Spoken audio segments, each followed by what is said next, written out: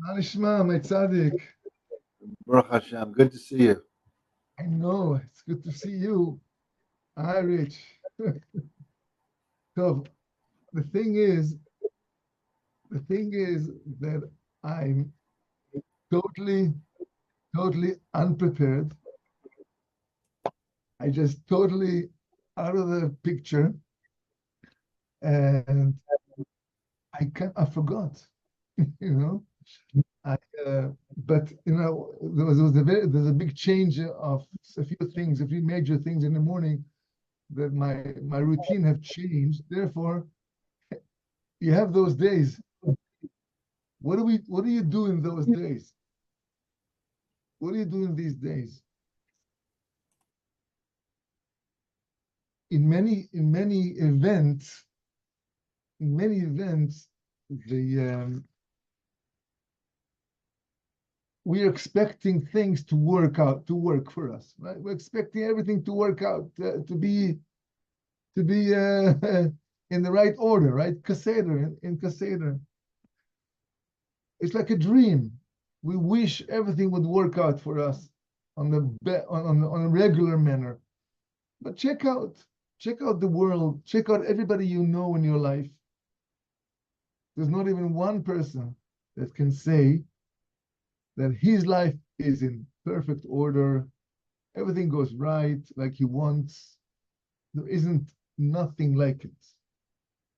It's only an imaginary idea that life should be a rose garden. So since we have that perspective now, that that when it's not going right, this is the nature of things. That's the normality now. And the only thing which is expected from us at those days, those moments or surprises, when we're being surprised with something, another surprise, another surprise. The only thing that's required from us is humbleness, humility, lowliness. There's a specific teaching from Reb Nachman teaches that if you see that things does not go right for you,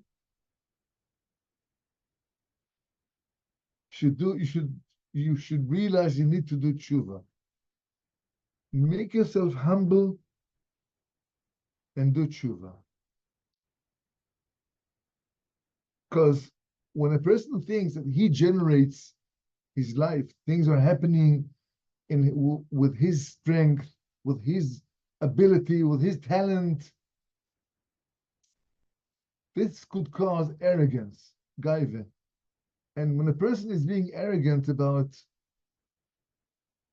his own success, then Hashem says to this person, my friend, I have to put you down a little bit because you got it wrong. None of it is yours. It's me, says Hashem. I'm in the picture.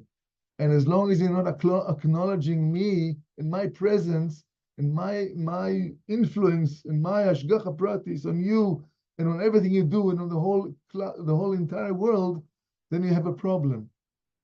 So things would not work for you. You have to have humbleness. Lower yourself, and things will come right. Things will go right in the minute we're not. There was a story, a very famous story about a person who married off 15 children, a Yerushalmi guy. And he stood up in the last Sheva Brachas, and he said to everyone, it's his 15th wedding and the last Sheva Brachas. So he's not going to have, and making a wedding is about at least 150,000 shekels as minimum expensive in Israel. And nobody has that money. Who have money? Who can marry children? In Israel, it's not like you have a savings and you can count on your savings, and we don't work this way over here. And minority of people have savings. You cannot save.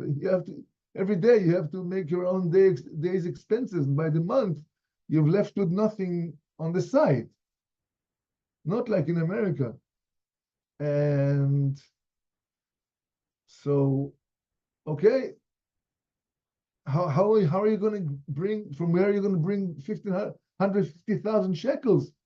So he stood up with a chair and he said, I want to make an announcement over here. So I want to tell everyone I have married off 15 children. And I want to tell you that Hashem did not help me even with a bit. Wow. Everybody thought he lost his mind. Hashem didn't help me. Yeah, he says, yes, Hashem did not help me. Hashem did everything. It's not that I needed some help and he helped me and I am the one who's making it and Hashem is helping me a little bit from the side. No, he said, Hashem did everything. Because he knows. I know a friend of mine, Binyamin Rosenberg, he has an organization, Tomchei Shabbos, and he collects in a lot of cities in America. And he's a very fine man. And he says to me, Aaron, before every wedding, I'm asking myself, from where from am I going to get the money to marry off my child? And when he's after, like a month after the wedding, he asks himself the question, from where did I get all this money to marry my child? He doesn't know. So in Israel, we live under the providence, Hashgacha Pratis of Hashem, that is taking good care of us. Good care of us. A lot of miracles, Every day is a miracle. Every day is a miracle. When we're stuck, right? We're stuck, and all of a sudden, Hashem helps in such a capacity, such a magnificent way, and we look back and we feel ashamed. We're embarrassed. Say, where was my emunah when I did not see your Yeshua, your salvation yet, Hashem? How come I did not believe you are going to be so generous to me? And we're embarrassed. And that helps us for the next time we're going to be in trouble or in a shortage or in a lack of in any kind. We have to remember the times that we were in shortage, and Hashem has helped us so many times. So that we should learn for next time, for the next challenge, that Hashem is so great and is always helping in a big way. We're going to learn one short halacha, because I'm not prepared, as I said to you before. And we're gonna just talk about the activity of coloring. We're moving forward with the 39 activities of Shabbat. Coloring means to change a natural color or artificial color of an object or of liquids.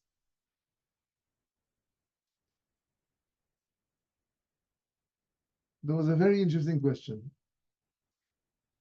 Even strengthening a color is a problem on Shabbat. Making a red color stronger or a blue color stronger. So now I have a question. A person hurt his finger, blood came out. Now he wants to put a cloth on his wounded finger. You have two cloths in front of him. One is white, shining, beautiful white napkin, One is a red, strong red napkin. Which napkin would he choose when they're both available to rub his finger, the blood would not drop from his finger? Well, I would think that a red cloth is better, because why should I dye? Why should I put color, red color, on the white napkin? But this is not the right answer. The right answer is you should choose the white napkin, because rubbing your finger with a white napkin is called making it dirty. Melachlech. You're making the cloth dirty, and that's not a problem during Shabbat. But if you choose the red cloth and you put the blood, you put it on your finger, the red blood gives a deeper red color to the napkin, and that is considered to be coloring on Shabbat. So what are the activities that are forbidden to do during Shabbat under the prohibition of coloring? So we should not paint any object or any material. We should not put a cloth into dyeing, into a liquid with colors. We must not melt colors in water or any other liquids. For sure, we cannot develop pictures as they used to the early days when they used to develop the film. It was the negative. You would put it in the laboratory and you must not color your face. Therefore, makeup is not to be put during Shabbat, nor the face, nor the eyes, nor the fingernails, or the lips in with makeup materials. For sure, the Rabbi, I have a shoe. question. Yes. I have a question. Say you have a glass of soda, and it's on ice, and the ice is melted, and now it's diluted, and you want to add more soda to your glass that's not diluted. It's Coca-Cola. It's a dark soda, and now you're making it darker by adding undiluted soda to diluted soda. Is that a problem? No. First of all, the basic law is that even though we just read about liquids, when talking about foods and liquids, there's no coloring in liquids. The activity of coloring used to take place in the materials, in the curtains of the Mishkan, of the tabernacle. And we used to dye only clothes, no liquids. So now when we have liquids is a whole different department than dyeing a cloth, a garment, or a curtain. So, Ein tzviya b'mashkin, Chazal is teaching. There's no problem to dye liquids. That's one thing. But if you have colors, you must not melt colors into water. If you're going to drink it, this is not considered to be coloring the water, because you just want to drink it.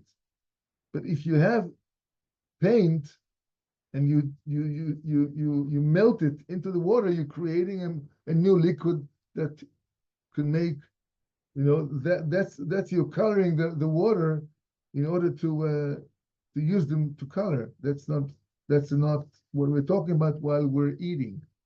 So you can definitely also, if you have a soda water or clear water, and you want to add some juice, like liquid, like petal, liquidish juice, then you better put the juice first, the concentrated juice first, and then pour the water or the soda water on it. So actually, you're not dyeing, you're not coloring anything in your glass. a less good option is to put the water first and then the concentrated liquid for giving a taste and color, because you're actually coloring the whole glass of water with red stuff or yellow stuff, whatever it is. So, but again, you can do both ways, because there's no coloring in liquids. It's okay. And in the parsha, we have an amazing parsha. I would like everyone, please, to prepare the handkerchiefs, because we're going to talk about Israel.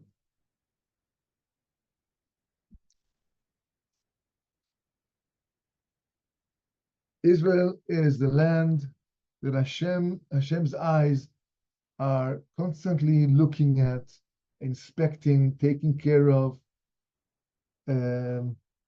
loving and protecting.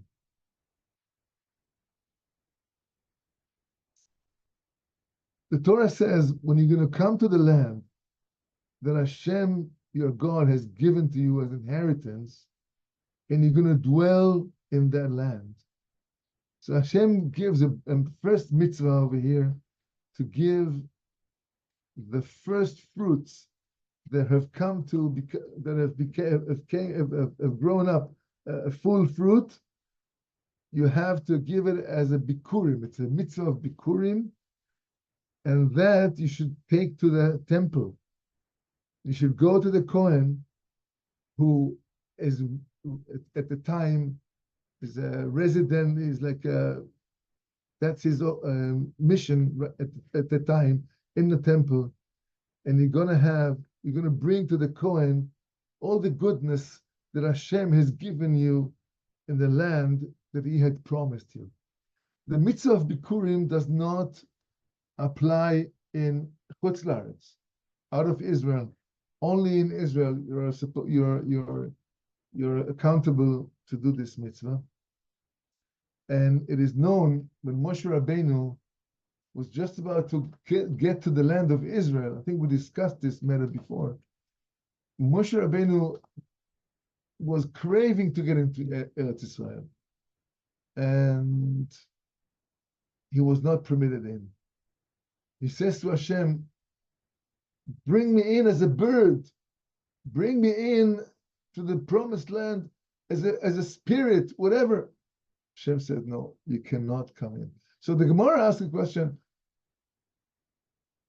did Moshe Rabbeinu needed the fruits of Israel, of Eretz Israel, to enjoy or to walk the land back and forth? What was Moshe Rabbeinu's interest, so deep interest, to get into Israel? And the Gemara answers, lemitzvateya utzarich. He was thinking about the mitzvahs that he cannot perform out of Israel, only the mitzvahs that he can perform. And he was lacking those mitzvahs. So he says, how can I go return my soul to you, Hashem, if I haven't completed the mitzvahs I can do in Eretz Israel? So here, this mitzvahs bikurim is one of those mitzvahs. Mitzvahs chala are also one of those mitzvahs. Mitzvahs maestros, we give a portion of the first crops to the Kohen, to the Levi. These mitzvahs only takes place in Israel.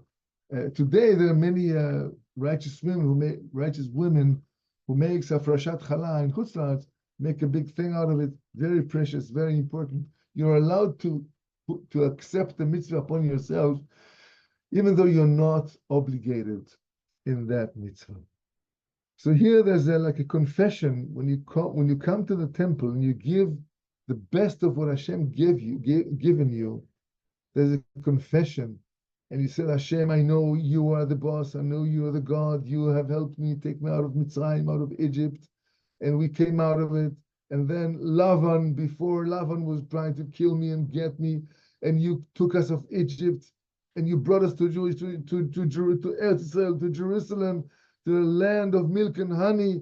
And here I am. It's like a very emotional, compassionate confession over here when the whole thing is taking place in Yerushalayim, in the festivals.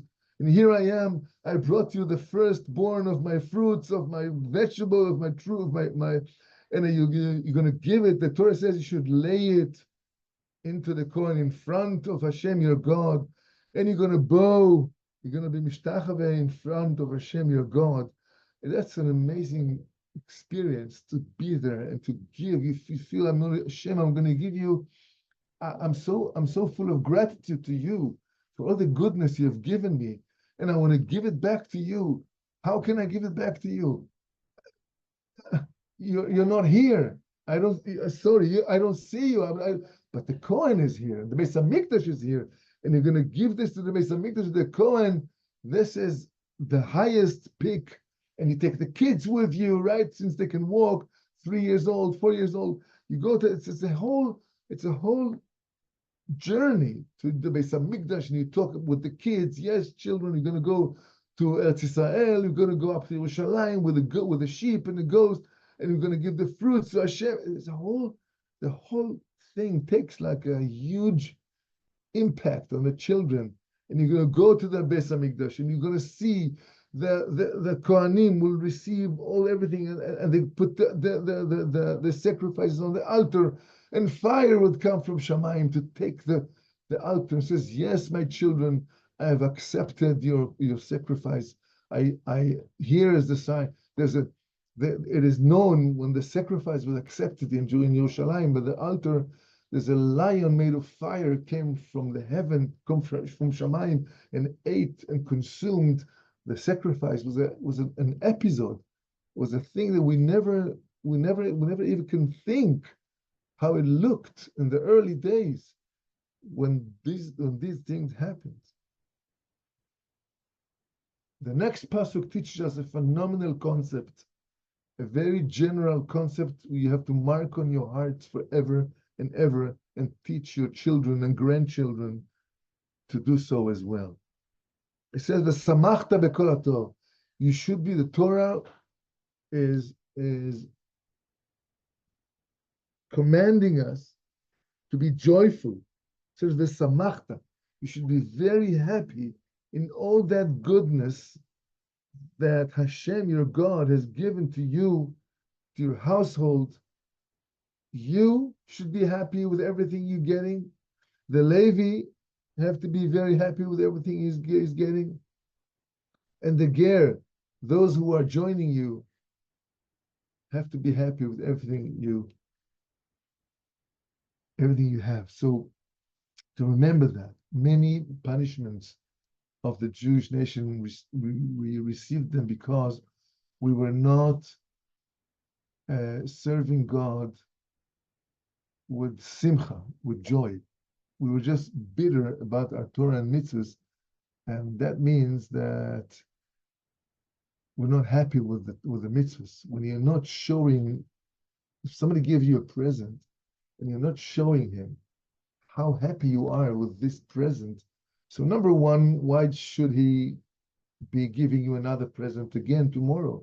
He wouldn't like to give you anything at all because you haven't shown an appreciation or happiness or joy with the present he gave you. Number two, it's like you're saying, no, thank you, I'm not interested. Okay, I'll do it. I have to, so I'll do it. But this is not the idea. The idea is to be so happy about our Yiddishkeit. So not enough to be happy. Is to make sure that everybody around us will be happy. That everybody would look at us, would look at you, says, wow, this is an observing Jew. This is how a Yid looks. This is how a kosher Yid, an observing Yid looks. I want to be the same. And people would join with everybody wants to be happy, right? So, B'ezrat Hashem,